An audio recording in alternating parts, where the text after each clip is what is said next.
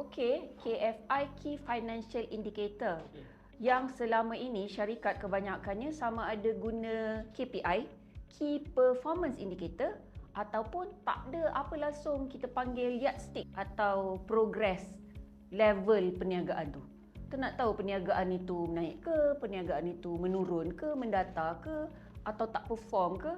Kalau tak ada indikator, macam mana kita nak buat keputusan dan macam mana kita nak menyusun strategi?